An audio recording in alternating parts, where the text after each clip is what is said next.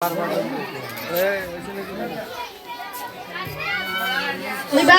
की तरह मैं ये काम करती हूँ, इबादतों की तरह मैं ये काम करती हूँ।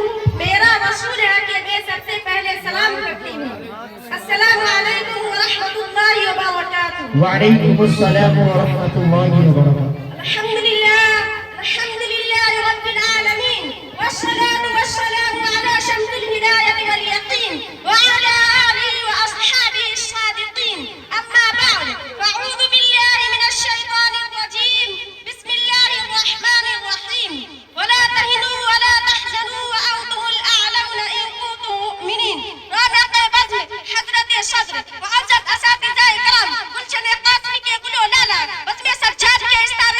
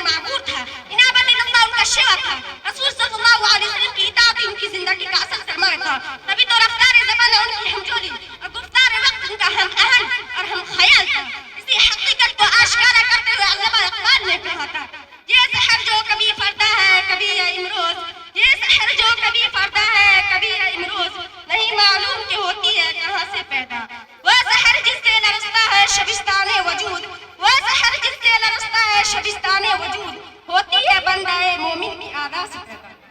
برادران اسلام، حق مطالعے قدم قدم پر چلتے رہے، ارتقاء و عروج کے منازل طے کرتے ہیں۔ آپ اسلام کی ابتدائی زمانے کو دیکھیے، ایک طرف مشرکین مکہ سے لڑائیاں اور منافقین مدینہ کی ریشہ دوانیاں تھیں، دوسری طرف یہود و نصارہ کی خفیہ سرگرمیاں، قیصر و کسریٰ کی دھمکیاں مل رہی تھیں، مگر اس کے باوجود صحابہ کرام رضی اللہ تعالیٰ عنہ آگے بڑھتے رہے، دشمنوں کو شکست پا دی، یہود و نصارہ کو ذلیل و خوار اور مشرکین کو حسرت سے دوچار کیا، فتح حضور کا علم رہتے ہوئے صحرا و بیابانوں اور کے پہاڑوں تک پہنچ گئے، جن کے بارے میں اقبال مرحوم نے کہا ہے، دو نیم ان کی ٹھوکر سے صحرا و دریا، دو نیم ان کی ٹھوکر سے صحرا و دریا، سمٹ کر پہاڑ ان کی ہیبت سے رائے، یا غازی یہ تیرے پر اسرار بندے، یا غازی یہ تیرے پر اسرار بندے، جنہیں تو نے بخشا ہے ذوق خدا۔ اور ایک دوسری جگہ وہ معزز تھے زمانے میں مسلمان ہو کر، وہ معزز تھے زمانے میں مسلمان ہو کر، اور تم خار ہوئے تاریخ پورا ہو کر۔ فرزندان اسلام، یہ افسانہ نہیں حقیقت ہے، یہ مخفی نہیں کہکشاف نے بھی زیادہ درخشاں ہے کہ آج ہم نے اسلام کا قانون چھوڑ دیا، قرآن میں رشتہ توڑ دیا، احکام الہی سے منہ موڑ لیا، رسول عربی صلی اللہ علیہ وسلم کا دامن چھوڑ دیا، اس کے نورانی اسوہ سے رخ پھیر دیا، ہم دنیا کے رنگینوں میں کھو گئے، دولت و تروتی کو سب کچھ ہم نے سمجھ لیا، پھر ہمارا مستقبل کا ستارہ کیسے درخشاں ہوگا؟ غور کرو، فکر کرو، اے لا الہ کے وارث باقی نہیں ہے تجھ میں، اے لا الہ کے وارث باقی نہیں ہے تجھ میں، گفتار دل برانا کردار قائدانہ، تیری نگاہ سے دل سینوں میں کانپتے تھے، تیری نگاہ سے دل سینوں میں کانپتے تھے، کھویا گیا تیرا جذبے قلندرانہ۔ گلشن اسلام کے بلبلوں، اسلامی تاریخ پکار پکار کر کہہ رہی ہے کہ ہندوستانی مسلمانوں، اگر تمہیں اپنے مستقبل کی فکر ہے تو اپنے اندر تبدیلی پیدا کرو، مگر تبدیلی یورپ کی تہذیب اور پرست کے تمدن سے پیدا نہیں ہوگی، بلکہ اس تہذیب و تمدن سے پیدا ہوگی جس نے زمانہ جاہلیت کو خیر القرون بنا دیا تھا، عرب کے بدو کو صحابہ کرام رضی اللہ تعالیٰ عنہ کا لقب دیا تھا، جس تہذیب و تمدن نے ہمارے اسلاف کے قدم تخت شاہی نچھاور کر دیا تھا، حکومت کا تاج ان کے سروں پر رکھ دیا تھا۔ آج ہمیں بھی اسی تہذیب و تمدن کو اپنانا ہوگا، علم و عمل، طاعت و محبت، خلوص و تقویٰ کو بھی مد نظر رکھنا ہوگا۔ صدیق اکبر رضی اللہ تعالیٰ عنہ کا خلوص، فاروق اعظم رضی اللہ تعالیٰ عنہ کا جلال، عثمان غنی رضی اللہ تعالیٰ عنہ کا زہد و احترام، علی مرتضیٰ رضی اللہ تعالیٰ عنہ کی جرأت و بصارت کو اپنانا ہوگا۔ ہادی السبیل، سید الرسل، شفیع الامم، خیر البشر صلی اللہ علیہ وسلم کی فرمان کو دل و جان سے لگانا ہوگا کہ محمد سے وفا تو نے تو ہم تیرے ہیں، کہ محمد سے وفا تو نے تو ہم تیرے ہیں، یہ جہاں چیز ہے کیا لوح قلم۔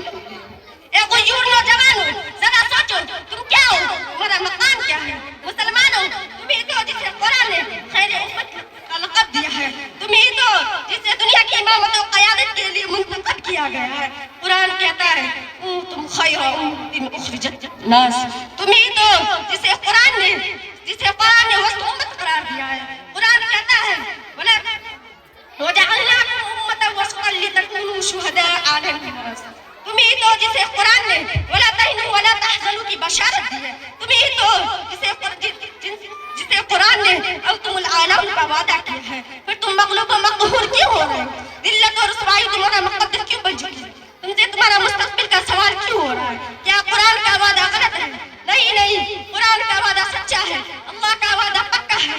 جب تک تم میں خیر امت کے فریضہ کو انجام دیتے رہے تو تم امامت و قیادت کے لیے منتخب فائز ہوا۔ وما علینا الا البلاغ المبین۔ ماشاءاللہ، بہت خوب، موصوفہ نے بڑے ہی اچھے انداز میں اپنی تقریر کو پیش کیا، لیکن ان کی تقریر کو سن کر حضرت مولانا قاری ریاض صاحب مدرسہ دار معتبر مدرسہ دار یوسف کی طرف سے انہوں نے ان کو 100 روپے کا انعام دیا ہے۔ موصوفہ آئے اور اپنا انعام حاصل کریں۔ آئیے اس کے بعد میں نعت نبی گنگنانے کے لیے، اور میں ایک ضروری اعلان کرنا چاہتا ہوں، مجھے بڑی خوشی ہو رہی ہے کہ بڑی تعداد میں ہماری ماں بہنیں یہاں تشریف لائی ہے، لیکن میری یہ درخواست ہے کہ اگر آپ اپنی اپنی جگہ پر بیٹھ جائیں، اگر وہاں پہ جگہ ہے اور گنجائش کر کے اپنی جگہ پر آپ بیٹھ جائیں تو مجھے بڑی خوشی ہوگی، اور آپ کا بھی راحت ملے گا، آپ کو بھی آرام ملے گا۔ آپ بچوں کی حوصلہ افزائی فرمائیں گے۔ دوسرا، بنت محمد شریف کو قاری ریاض صاحب کی طرف سے، قاری امتیاز صاحب کی طرف سے 100 روپے کا انعام دیا جاتا ہے. موصوفہ آئے اور اپنا انعام حاصل کریں. آئیے اس کے بعد میں نعت نبی گنگنانے کے لیے محمد مدثر ابن محمد نوشاد کو دعوت اسٹیج دیتے ہیں کہ وہ اسٹیج پر آئیں اور نعت نبی گنگنائیں.